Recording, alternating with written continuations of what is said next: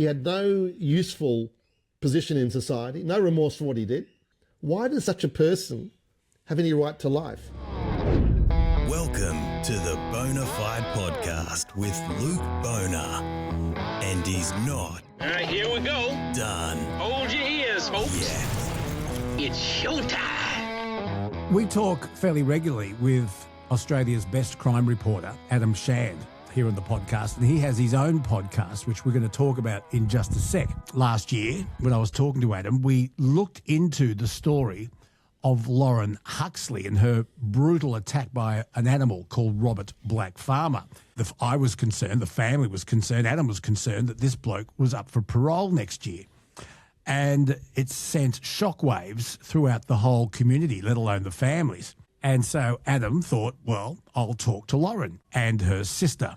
He's done exactly that, and we're going to get into that now because it's just spine-tingling stuff. And our good friend Adam Shand is with us again on the Bonafide podcast. Hello, brother. How are you? Good to see you got your hat on. Thank you very much. I appreciate that. Great to be with you again, mate. I know that Lauren has no memory of the day she was confronted by this bloke, this stranger in her home. However, there's plenty of memories now concerning how she's moved on with her life and how this bloke's completely unwarranted attack has affected Lauren, her whole family, and I reckon the whole community. And anybody who listens to your chat with Lauren and her sister, Simone, are going to hear exactly how this effect has trickled out and continues. So, mate, congratulations on your chat. It's just spine-tingling stuff. Well done. Thanks, mate. I've also got to thank you for the idea. I just surfed off the back of your idea, mate, when we were talking about this. And then I saw on your very well-populated Facebook page for the Bonafide that Simone Gibson, Lauren's sister, was talking about the parole. And I thought, well, let's see if they want to have a chat about this. And fortunately, they did. And you talk about Lauren's not remembering the day of the attack. It's actually 3 months she can't remember. Wow. So all that period from when she was attacked, all the touch and go moments in hospital, she can't remember any of it. It destroyed Mum and Dad and myself, just not knowing of, what your future was going to be, if at all. We didn't know. Of course, and I am so thankful. I'm so grateful and thankful for everything, everything that everyone has done for me along the way. I'm just so relieved to be alive, There's so much, you're a miracle. I had to walk, talk and eat at the age of 19. It was like watching a baby be reborn, really. It was really difficult for us to watch. I think that's a feature of the trauma that the family has suffered. Simone in particular has been the one who stepped out in front for the media time and time again when Lauren wasn't able or wasn't ready. And you talk about the trauma that a whole family has suffered. And Simone herself is suffering PTSD, been diagnosed with that. And the family themselves, this is just an ordinary Australian family. You can imagine yourself, people listening, how this would affect you. And the fact that she was so close to death and the catastrophic brain injuries that she suffered, she's gotten through that. But the lingering trauma that goes with that, and now the idea that Robert Black Farmer could be eligible for parole after just 20 years is profoundly scary to them. And I think what's really scary is just being confronted with a system that wants to let this bloke out. Sometime in the next 4 years, Farmer, who's never shown any remorse, never held himself accountable, done no kind of rehabilitation in jail, nothing at all, will, unless something changes, be let out within the next 4 years. You imagine how the family feels confronted with that possibility. And completely betrayed by the system. Now, as I said, this guy was a monster. Take us back through what happened. Lauren was 18. She catches a bus home from her marketing course at TAFE. It was November the 9th, 2005. She gets off at her stop and walks home. And she said, well, it should have been just like any other Wednesday. Take us through it, Adam. Well, and that's where her memory ends. Because what happened was she's in the house on her own. The family's all out. From what police were able to piece together, this bloke has come into the house, chased her into the garage, which is a freestanding building next to the house, attacked her with a pair of fibrocutters, striking her about the head with these large metallic objects, and then doused her in petrol, doused the rest of the house in petrol, and then set fire to the house. The only reason that she survived was the quick thinking of New South Wales police officer Danny Eade, who really is a hero in this whole situation. He saw Lauren's body in the garage, at first thought it was some sort of mannequin or something, and realised it was a person, and that's what saved her. For the next 3 months, it was touch and go for her. She had many skull fractures. She had hair ripped off.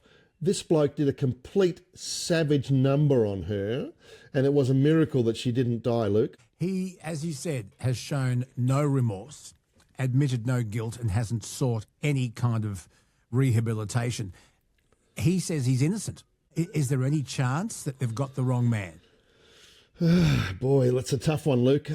He was found guilty beyond reasonable doubt, and that was because his DNA was found in critical places at the crime scene. He failed to explain how his DNA came to be on the crime scene. He did give evidence, which is unusual in these situations where someone who is so obviously guilty still has the gumption to get in the witness box and compound the family's trauma. But he'd rushed off to a friend's house and told someone he'd done a terrible thing. He didn't say what it was. So I think we can have very little doubt, and certainly nothing beyond reasonable doubt, that he was the perpetrator. And he was given a 24-year sentence with 20 years non-parole. I think he was lucky. He really was. And here we are now, 20 years later. And that's the funny thing, Luke. It's just this time has gone so quickly for the Huxley family. Suddenly they're looking at the possibility of this bloke coming out. And it does revive all the fears they've been suffering. He doesn't care for what he did, his crime. He just hasn't shown anything. He didn't admit to guilt, nothing. Nothing, not a thing. Yeah, he was a career criminal. He was on bail and parole when he attacked my sister. So how we could let this person out again before his time, his full sentence, is beyond me. The fact that he hasn't even come up for day release, it's hard to comprehend that he could actually then possibly get parole. I know Simone and Lauren's parents, Christine and Pat, said it was like watching a child be reborn again with her recovery. It really was. She had to learn to walk and talk again. She went through many, many operations. As her physical recovery progressed, she had a much more long-term psychological recovery to make. What struck me in our interview with Lauren was her, what's the right word? She's got a sense of joy about where she is now. She's working, she's having relationships, she's independent, she drives a car. All these things were completely almost unthinkable in that 3 months where she was undergoing her recovery. So that was really heartwarming. And she's cheeky, she's got a great sense of humour, and she's lived life in joy, in defiance of what her attacker did to her. And I think that's a lesson for all of us as we deal with our small problems in life, and you see how she's tackled this massive challenge in her life. It is very inspiring. You talk about the impact of crime on families. Take us through that. Yeah, one thing, Luke, that I've come to believe after all these years doing crime journalism is that the victim and their families are not represented in the court. The judge is there to run things. The prosecutor's there to prosecute on behalf of the Crown. The defence is there to defend the perpetrator. The victim and their family is an incidental onlooker to this whole process. When the accused wants to make a point, he turns to his defence barrister and says, "Can you say this?" The family and the victim don't have that luxury. They have to sit there and when you realise that I've sent some tremendous police officers over the years, some great prosecutors, but they're there for the Crown, not the victim. And the same is the case in the parole system all these years later. If Farmer is denied parole this time, he can appeal. That avenue is not open to Lauren and her family. If he's let out, they just have to accept it. They'll be notified. I mean, there may be some monitoring, electronic or otherwise, of this bloke, but there's very little that the family and the victim can expect out of the system. It is not geared for the victim and their families. What does Lauren's family, and Lauren, take us through all of this, what do they feel about the system and the lack of justice? Because this bloke was on bail and parole when he attacked her. That's right, for offences of violence. He is an unrepentant, angry, disaffected, isolated person, and I'm sure 20 years in jail has not helped that whatsoever. And he's taken no opportunity to do any training, to do any psychological rehabilitation, if you like.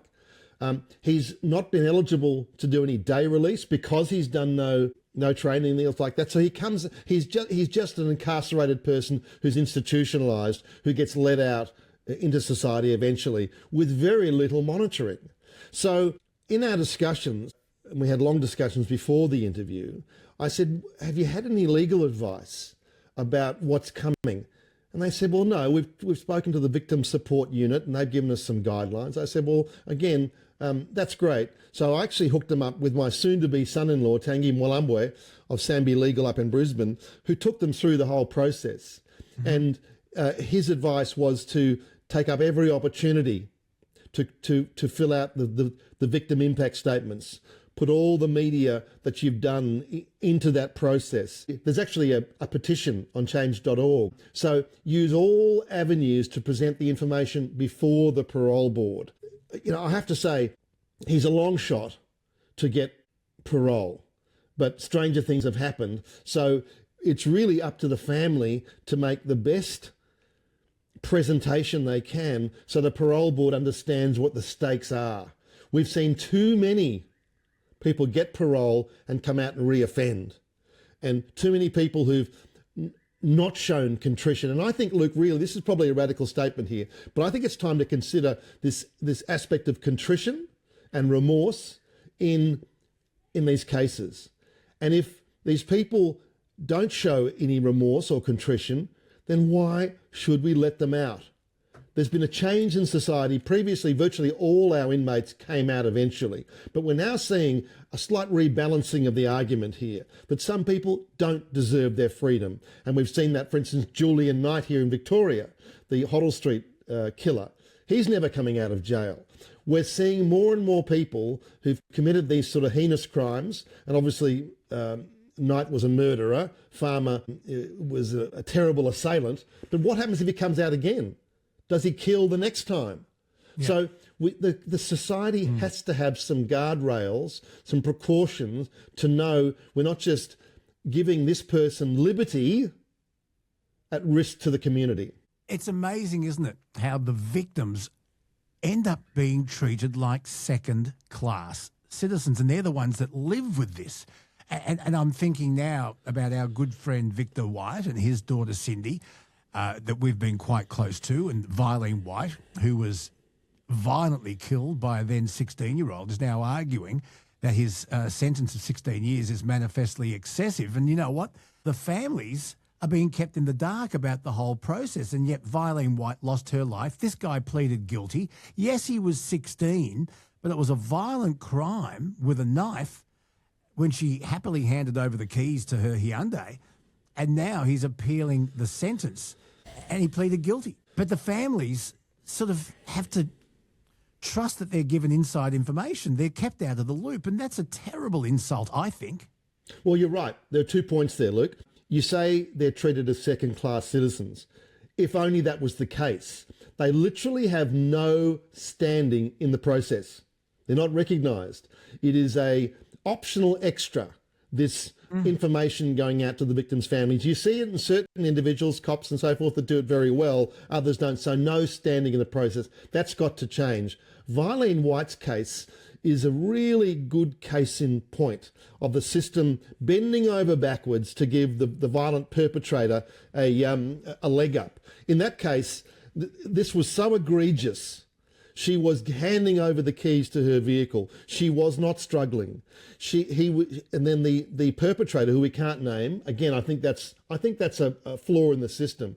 This person was 17. It's not a kid. At 17, you're an adult. This person stabs her in the heart, Luke. He brought a knife along to enforce his will. His defence barrister says, oh, this was a moment of madness. No, it wasn't. He brought the knife along, fully prepared to use it, and he used it and killed this poor woman. In front of her 6-year-old granddaughter. Yeah. That aggravates the situation. It is totally egregious. And let me say, I hope that the judge gives him more. This is when you roll the dice and try to appeal a sentence like this, you do run the risk of getting more. And I think their argument is exceptionally weak.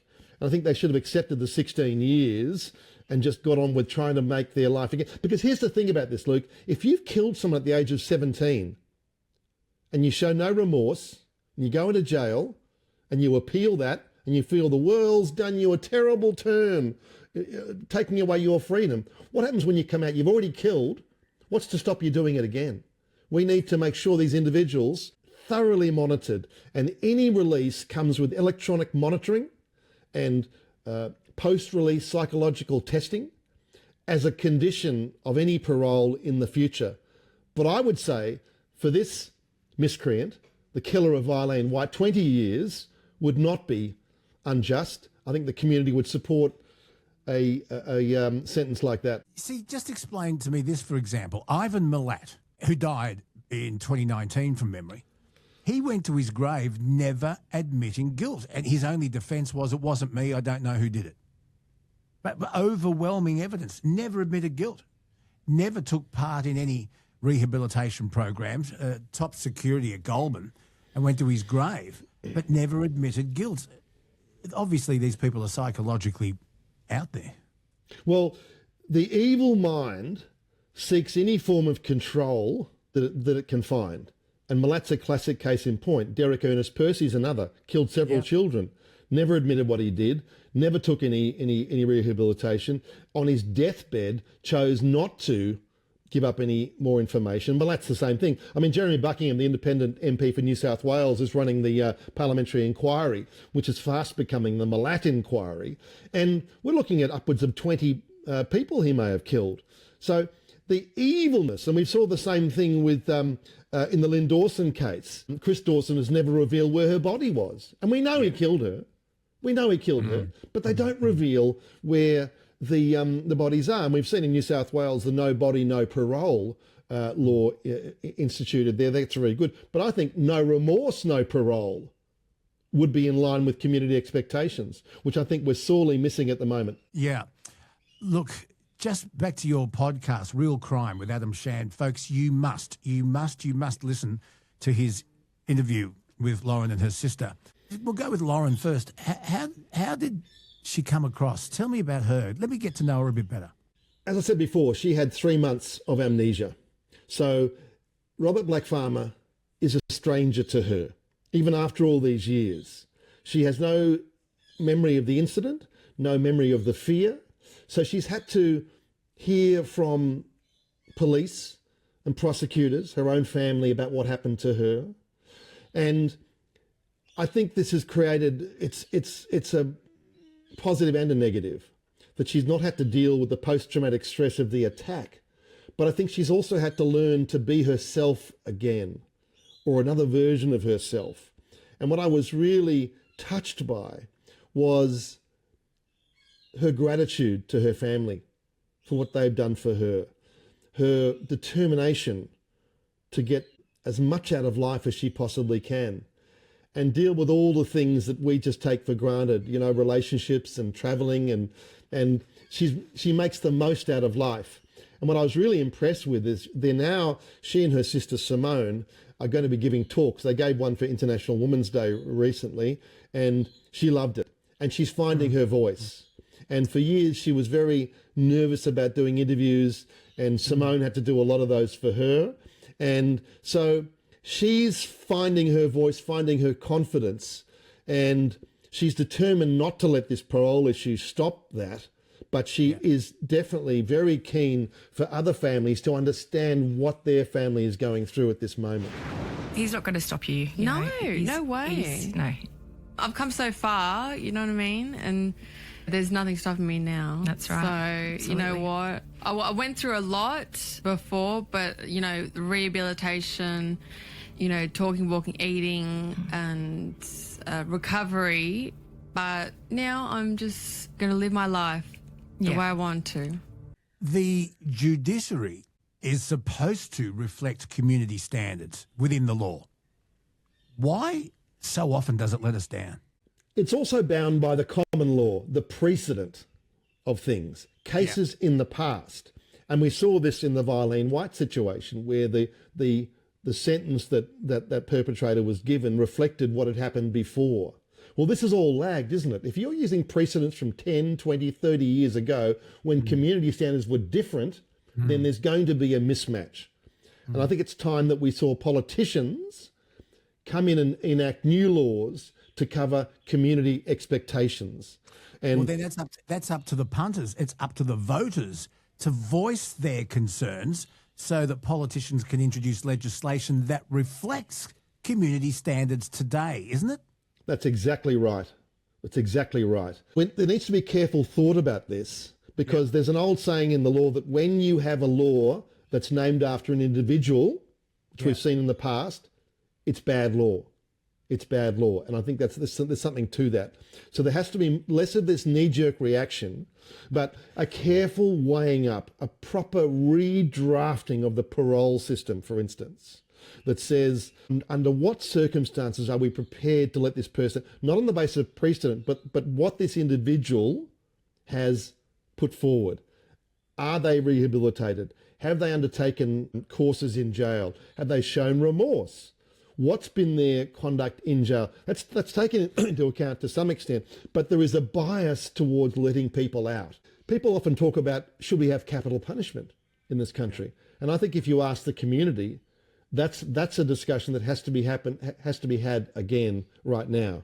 I'm not in favour of it, I have to say, but I think it's certainly a live discussion where someone has taken a life of another family, shown no remorse, shown no effort to rehabilitate themselves. Have they forfeited their right to life? Yeah, it can be very emotive though, can't it? Because if you'd taken a poll after the death and the sentencing of the Anita Cobby murderers, for example, it would have been overwhelmingly yes, kill them all. But I think sentiment was the same around Lindy Chamberlain, and thank God we don't have it, because Lindy Chamberlain was innocent. Look, it's probably a bad comparison between those two cases. I'm just talking about the public can get very emotional depending on the case. Well, they can, but you rightly raise Anita Cobby, and the killers in that case were savages and animals. Yeah. And I had the misfortune or fortune to interview Michael Murphy, one of the killers of Anita Cobby. How did you get through that? Get through that? Well, I was struck by his complete lack of reality. He was happy as Larry, living in the protection wing of Long Bay Jail. He died recently, but happy as Larry, living at the taxpayer's expense, doing nothing. He was never going to get out. He had no useful position in society, no remorse for what he did. Why does such a person have any right to life? As I say, I'm not for capital punishment, but I think it's time that we looked at keeping these blokes in jail is $100,000 a year per person. Is that money well spent when they don't express any remorse, that they don't show that they want to rejoin society as a functional member? Maybe you and I can talk about what happened to Anita Cobby on another broadcast, because I'd be very keen to listen to your interview. That would be just fascinating. It's the most horrific thing in my memory. Anita Cobby, she was just 26-year-old, and she was kidnapped, and she was sexually assaulted, raped, and eventually murdered. And it's the most It's just nightmares.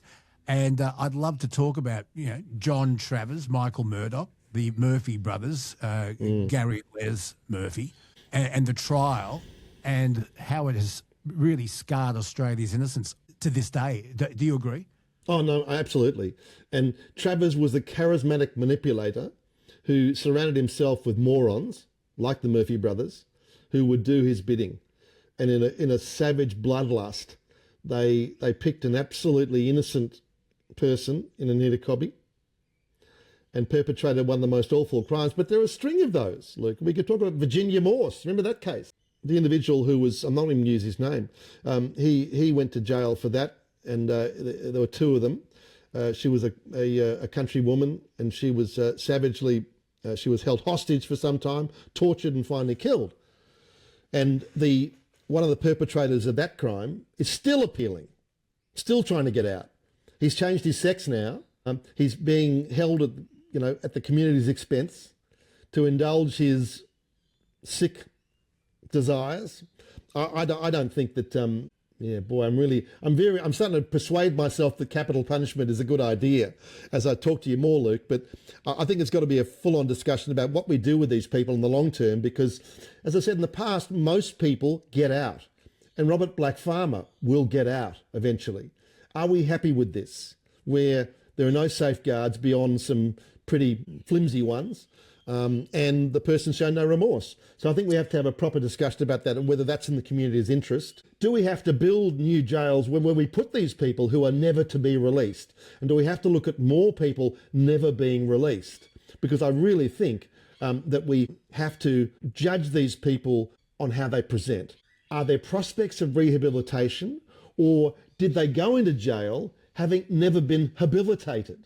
So is there something we can work on here, or do we have to say, no, we now have to incarcerate them in perpetuity just to be safe? And I think the community has a right to be safe, and they have a right to have a standing in the process. And I think that also needs to be adjusted. I would like to see a lawyer, for instance, for the family as an option to argue when it comes to sentence, when it comes to parole, when it comes to these things that affect the family directly. Because unfortunately, the Crown process is all about the community, doing justice for the community. It's not about the individual and the families. Adam Shand, it's called Real Crime with Adam Shand. And let's keep a very, very close eye on this evil monster and see if he does indeed receive parole.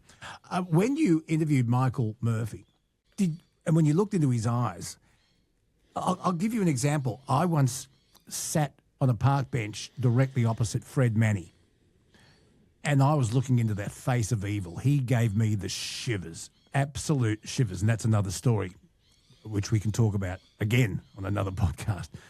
What was it like sitting opposite Michael Murphy? I don't know about evil.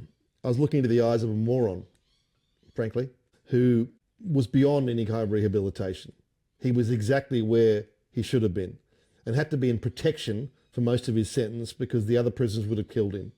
So he felt secure and safe. He was cracking jokes. He was humorous. He wanted to know what was going on outside. He did not seem to reflect any sense of shame about what he'd done. All right. None at all. I can't wait to hear some of that audio, and let's do it down the track. Last question. Is Robert Black Farmer in general population in jail? I believe he is, Luke.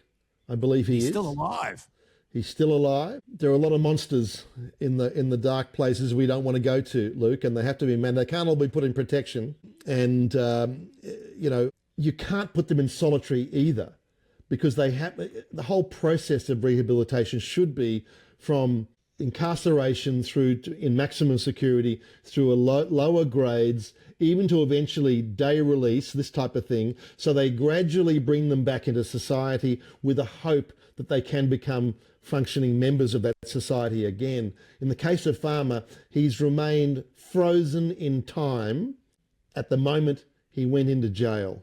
He's made no progress. He's learnt nothing. He's shown no remorse. He's not reaching out to the family in any way. He's just doing his time in there in the certainty that eventually he will get out.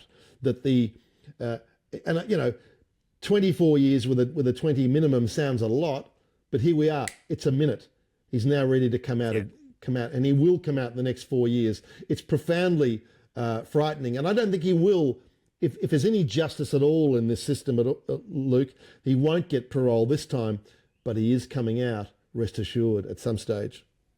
Adam Shand, it's always a pleasure to talk to you. Not necessarily pleasurable topics, but we need to talk about them. You are the best in the business. I've told you that, and everyone knows it. Real Crime with Adam Shand. Shandy, thank you so much. Catch up soon. And might I say, Luke, that you've taken your feel for the people from the radio show into your podcast. You're talking about important issues that the average person wants to talk about. And I really thank you for that. And I hope that the next time you have a good story, I can surf off the back of that one as well. Surf away, and I'll surf off you. You take care, brother.